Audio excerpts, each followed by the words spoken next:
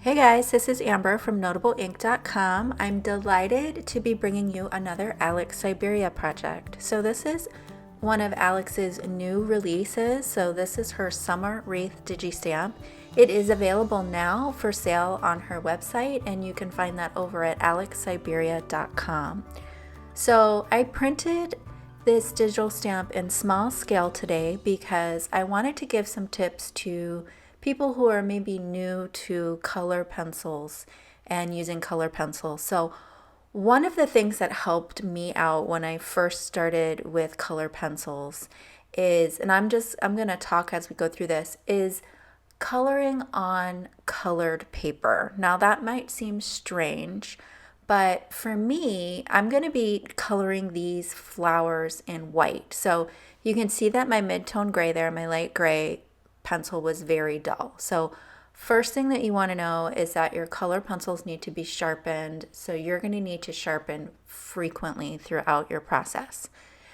The other thing that really helped me as I was getting started is coloring with white like this. So I'm going to color a white flower, and that really just, it really just simplifies things. You know, it kind of takes the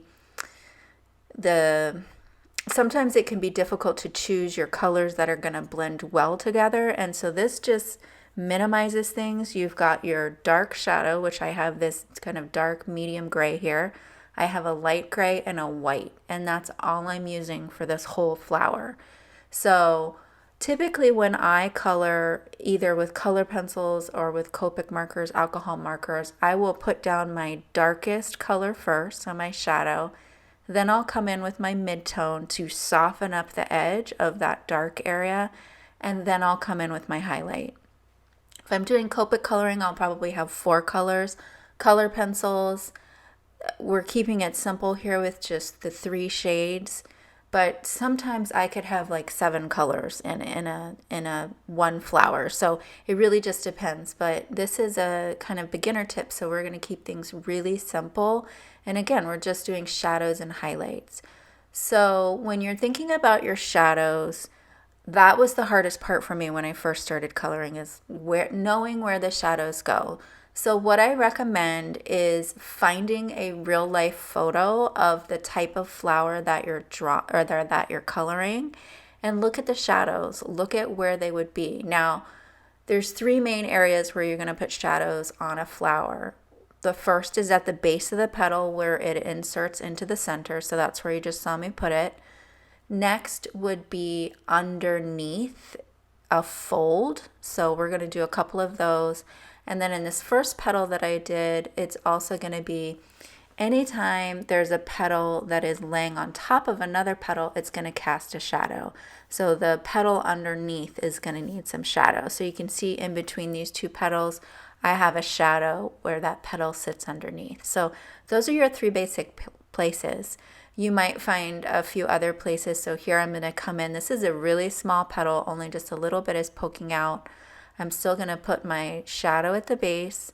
I'm going to blend that out a little with my light gray. And you can see my white pencil is already dull. I need to sharpen that again, because another reason that's really important to have sharpened pencils is these are small spaces. And I have intentionally printed this in small scale. So the finished card that I make here is I'm going to die cut this with a 4-inch circular die. But I would say this image all the way across is about 3.5 inches at the widest point. And these flowers are pretty small. I mean, you can see that in comparison to the pencil tip. These are pretty small flowers. Now, that makes it easier to color if you're just starting, because you don't have these large expanses of space that you have to fill in. Coloring on the colored paper, this is actually shimmer paper, and you can see that there's some texture to the paper. So picking your paper when you're using color pencils is going to be really important. So this is not a case where you want to use Nina Solar White. That is an extremely smooth cardstock, and when you're using color pencils, the color pencil needs something to grab onto. It really likes those little nooks and crannies of the paper. I've even colored on watercolor paper before. Now, I wouldn't necessarily recommend a rough watercolor paper where you can really see those divots in the paper. You can color on that, but you're definitely going to see that texture even more after you color on it. But you want to have some texture to your paper. Another thing that you really want to focus on is having a light hand. So it can be challenging to see how much pressure that we're using in the videos, and I've kept this part at normal speed. So this isn't sped up. This is how long it takes me to color, because I wanted you to be able to see that.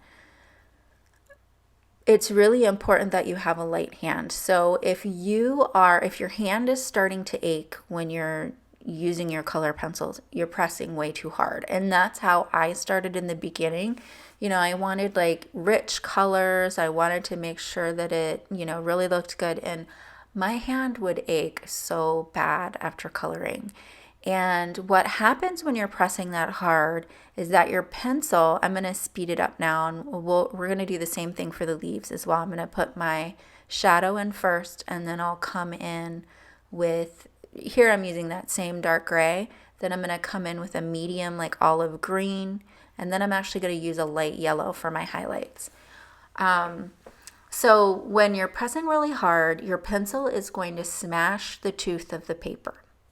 And what happens when you smash the tooth of the paper is it doesn't really accept any more color. And so it makes it really hard to blend. So especially if you're starting with your dark color, you're putting down your dark color with really hard pressure, and you come in to bring in that next color, it won't accept any more pigment of the pencils because there's nothing for it to grab onto. So use a light hand and build up your color versus coming in with a heavy hand. So here I'm doing the same thing. I've added my shadow in. I'm going to put a little of that yellow highlight next to the leaf next to it, just so that there's some separation there. So when you're doing your petals, you kind of think about, okay, I want dark here, and then next to that I want to highlight on the next leaf. So I think about that a little bit as I'm doing it. I might start my shadow a little in from the edge of the petal, just so that there's a highlight next to the leaf next to it, just for a little bit of separation. I try to avoid coloring over the lines of the stamp, whether it's a digi stamp or it's a rubber stamp or a clear stamp, because that lightens the lines, and I like a really rich dark line. For these tiny little leaves that we have here, it really doesn't take much at all. And in fact, I come in with the yellow color pencil as a highlight, but honestly, because we're coloring on green paper, you could just leave that bare and just leave it as the lime green paper as the highlight. But I went ahead and used some yellow. So you can see that here. And then after the yellow, I'll actually add a tiny bit of that dark gray to the base of these leaves,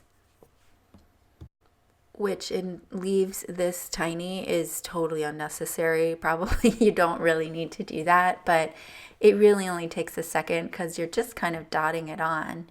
So I'm just blending things out with that olive green here, and that will be it for those leaves. Now for these tiny little micro flowers, I'm just using kind of like a dusty pink, and that's it. I'm using the one color and that's it. So it's really just kind of dotting it on a little onto each petal, and that's it. One more note about the colored paper. For me, it's less intimidating than to start with a blank white piece of paper. I feel like with the base layer of the colored cardstock, there's less effort involved, I feel like. Maybe that's just me, but if you find that you're struggling a little bit with coloring on white paper and having to fill in all the white, maybe try coloring on a light colored paper and see how that goes. So here I've gone ahead and die cut the piece we've colored. I've die cut another piece of the same cardstock, and I'm going to score it at 1/2 inch. Because this has a deckled edge, I'm making sure that the pattern lines up. I'm going to add a piece of score tape, and this is going to create the mini card. I guess it's not so many, it's 4 inches round. So I'm just putting those together. You do want to make sure you use a strong adhesive like score tape or Be Creative tape, and then you can see that it stands up. I'm going to go ahead and add a sentiment, and this is from an Altenew stamp set. I think it was a geometric frame stamp set, but I'll have it listed below so that it'll be in the supply section. And that's the finished card. I hope that the tips that I shared today were helpful. I'm by no means an expert in coloring. I'm really just getting comfortable with it. But these are things that I found I struggled with in the beginning, so I wanted to share them with you guys. And I really appreciate you stopping by today. Let me know what you think in the comments below. Absolutely check out Alex Syberia's website at alexsyberia.com. She has so many great digi stamps, and I absolutely love florals, and her florals are just spectacular. I really appreciate you guys stopping by. As I said, all the supplies will be linked below. And if you enjoyed this video, hit the like button. Subscribe if you haven't already, and share this with your friends or other crafters that maybe need some tips with their colored pencils. I'll be back soon with more inspiration, so hit that notification bell so that you don't miss my next video.